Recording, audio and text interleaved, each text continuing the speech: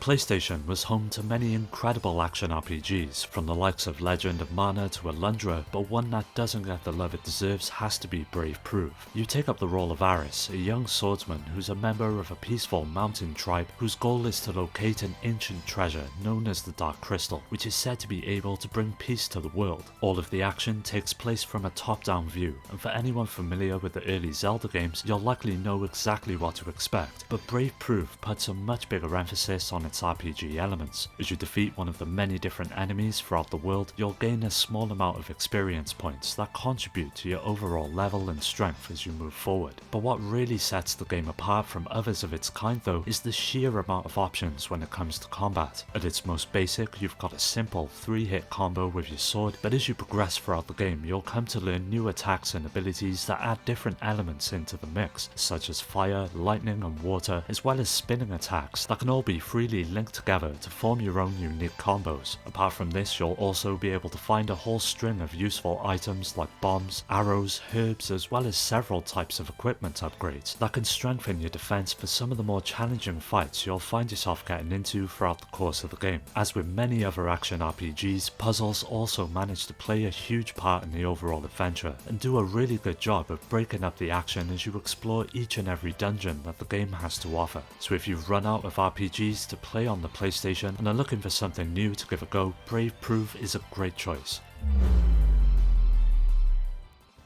3D fighters were quite common on the PlayStation, with the likes of Tekken taking its first steps into the home console space, and lesser known games like Shaolin. The PS1 was the place to be for anyone fond of fighting games, but as with many consoles, a few titles slipped through the cracks and never really garnered the same sort of attention as their peers, and Shadow Struggle definitely deserved to. Now the game centers around a tournament known as the Power of Solid, organized by a mysterious businessman that sees a range of different fighters competing for a $10 million prize. For what it lacks in story, it more than delivers when it comes to the fighting itself, with the player getting the choice of just over 8 characters, each offering their own unique movesets, making sure that there's plenty of variety to each fight. In terms of basic attacks, you've got 3 different buttons to use: a punch, kick, as well as a special button that can be combined with the other attacks to perform a series of different combos. What helps shake up each fight though is the shadow skill gauge that works a lot like a super meter from other fighters, and as you land or take hits, it'll slowly build up, and once it's full, you're free to unleash your shadow skill, which amounts to a short burst in both speed and power, allowing you to dominate the fight and make a comeback should you find yourself losing the battle. Apart from the usual selection of modes that you would expect, a nice feature is the arena mode that sees you being able to earn credits as you fight and spend them on upgrading any given fighter's abilities with new moves. This ends up being one of the more rewarding ways to play the game, and working through it with each fighter provides a decent amount of replay value for those looking to get everything they can from the game. Although it's clearly not on the same level as its contemporaries, Shadow Struggle ends up being a pretty decent 3D fighter that's definitely worth checking out for fans looking for something new on the PS1.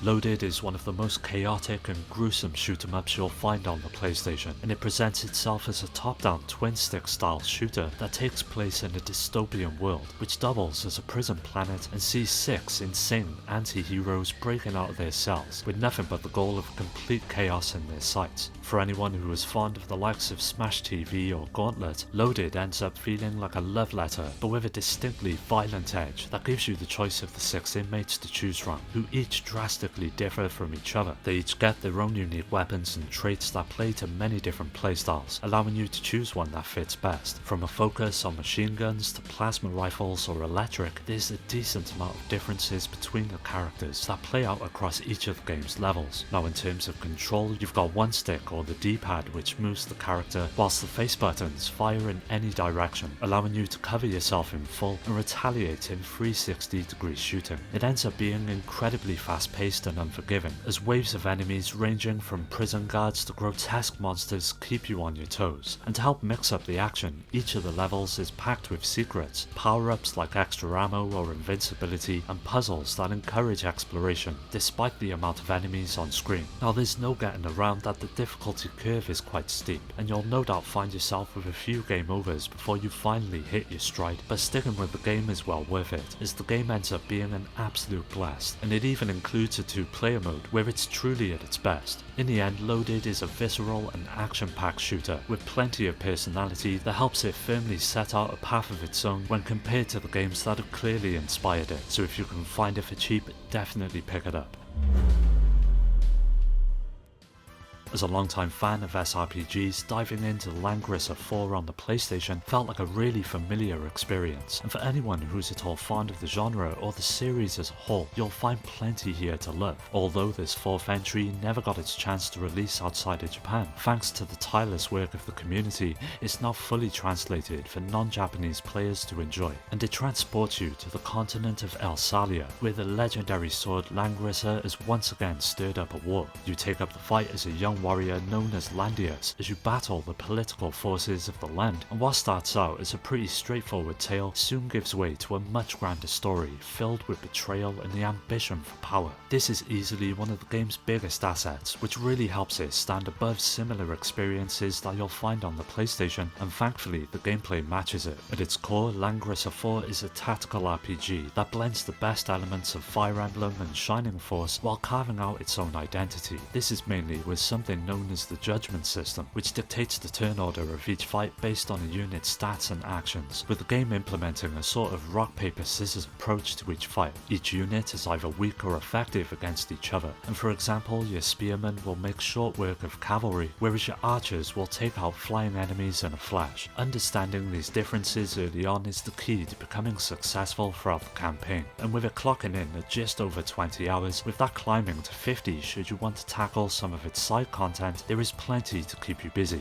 Although it's not perfect, with several difficulty spikes that end up feeling quite unfair later on, Langrisser IV is still a great example of an SRPG on the PlayStation that's definitely worth your time.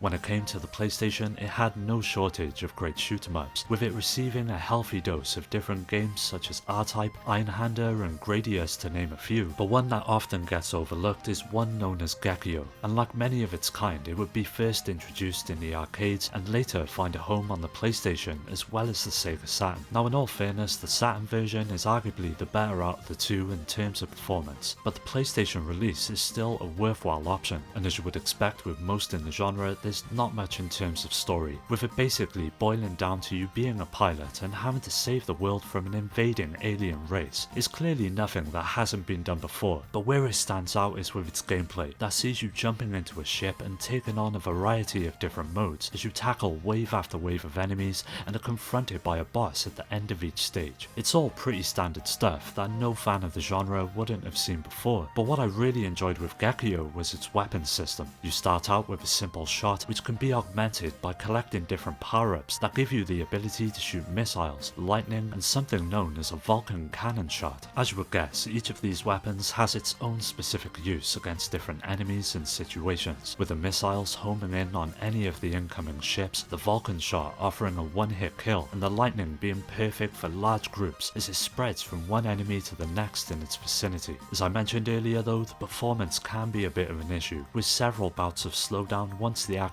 ramps up, but it's nothing that makes the game unplayable, so if you're looking for a really cool hidden gem to give a go on the PlayStation, then Gakioh would make for a solid choice.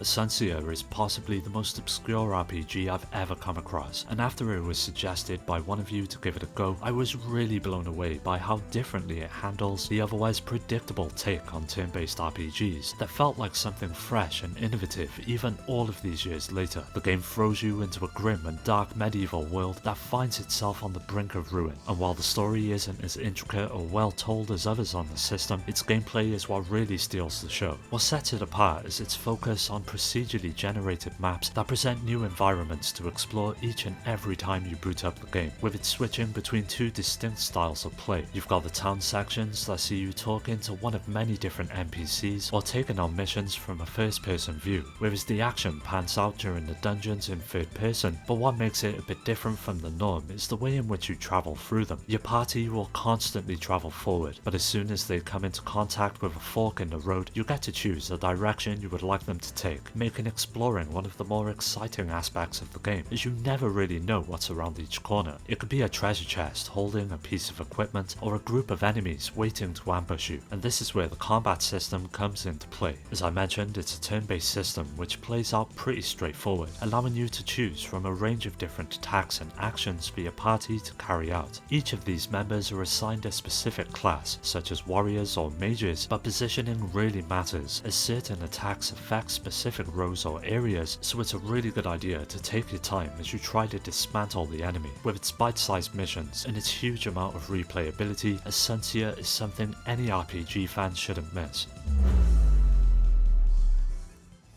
Beat-em-ups have always been one of my go-tos when I got a bit of spare time to kill, mainly due to just how easy it is to pick them up and play in short bursts, with the likes of Final Fight and Turtles in Time being amongst my favourites. But one that doesn't get talked about too often is Captain Commando, that originally found a home in the arcades in 1991, but would eventually be ported to a range of different systems, with the PlayStation offering one of the best versions. Set in the futuristic Metro City, the game follows a team known as the Commandos, made up of 4 heroes that have taken it upon themselves to stop the evil schemes of Scumicide and his army. The story ends up being a lot of fun to work through, with plenty of humour that plays into the comic book aesthetic that the game goes for, and the gameplay is thankfully just as enjoyable. As with many beat-em-ups, the 4 different characters are wildly different from each other, with Captain Commando offering a blend of punches and energy blasts, Ginzu and his lightning fast sword, Mac who's perfect for crowd control, and my personal favourite Babyhead that gets to use a mech and missiles that bring with them the most amount of power. As with many of Capcom's beat-em-ups, the controls are tight, allowing you to pull off your basic attacks, jumps and special moves with ease, but at its heart it's all about building combos, and there's a great amount of variety in which to approach each enemy. No doubt the most memorable moments are the boss fights though, which bring along the perfect amount of challenge, but most of all imagination in their designs and movesets, each requiring a mix of pattern recognition and quick reflexes to defeat. Ultimately it ends up being a perfect port that captures the spirit of the original and keeps this timeless classic alive. Capcom have long been at the forefront when it comes to 2D fighters, but with such a long history of games in the genre, it makes sense that some would largely fail to create an impact, and Cyberbots was one of them. Originally hitting the arcades in '95, it would find its way to the PlayStation and bring with it a completely fresh take that swapped out the usual human fighters and replaced them with a range of mechs that all bring something different to each fight. There's just over 6 pilots to choose from, and up to 4 different suits known as VAs, which all share the basic string of attacks that any fan of Capcom's 2D fighters will be familiar with. You've got 3 rounds to take down your opponent, as well as a special bar that grows with every hit you take or land and allows you to pull off a super attack when full. Unlike Street Fighter though, that relies on a 6-button setup, Cyberbots deploys a 4-button layout with both a basic low and high hit, use of your weapon that changes depending on which suit you've chosen, and finally a boost that can help you close the distance between your enemy and launch an attack. The overall combat though ends up being a bit slower than many of Capcom's other fighters, which makes it far more strategic and forces you to choose your attacks more carefully. One area where Cyberbots truly excels though has to be with its visuals that have stood the test of time quite well, with each of the mechs being represented by intricately detailed sprites with plenty of frames of animation that help bring each and every move you perform to life. Huge explosions light up the screen, making each hit feel satisfying, with the same attention to detail being afforded to the stages themselves, with buildings falling as you clash. Ultimately, the slower approach to each fight may not be to everyone's taste, but for fans of Capcom, this is definitely one to give a go.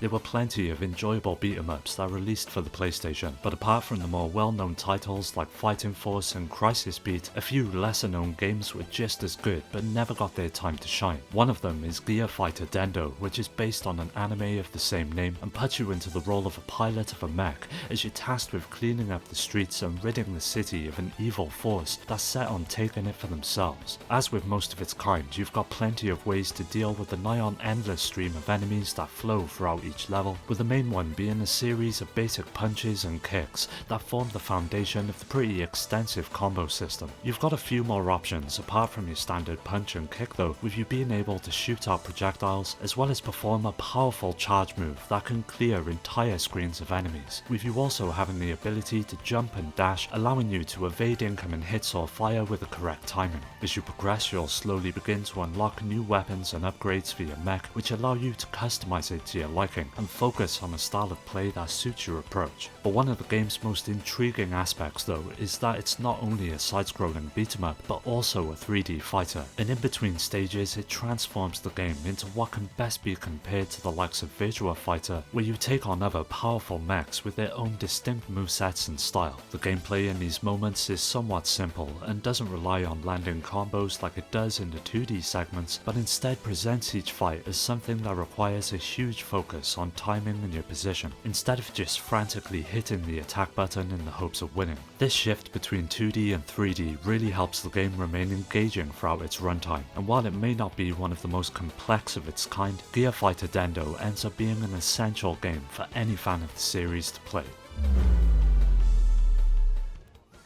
Released exclusively in Japan, Goemon the Grand Cycle is set in the Edo era, and once again follows Goemon and his friends as they set out to take down the villainous Bisamaru, whose forces have begun to wreak havoc upon the kingdom. With it now being fully translated, it's easier than ever for non-Japanese speaking players to jump into the action and enjoy the story that was up until recently impossible to understand. As with the other entries in the series, the trademark humour and quirkiness are in full swing, but in terms of gameplay at its core, it's an action platformer that sees you teaming up with different characters as you take on several stages, as well as bonus mech fights that'll see you jumping, slashing and blasting your way through each of them. You've got your trusty pipe for when enemies are up close and personal, projectiles for those lurking in the distance, and a pretty handy crawl that'll help you dodge incoming attacks. Now the mech battles are by far the most enjoyable moments of the game that switch the action to a first person perspective and give you command of a few different abilities, such as laser shots and punches, as well as the ability to defend yourself against incoming projectiles. They all take place in a 3D arena and make clever use of the PlayStation's abilities, and although they do look quite basic by today's standards,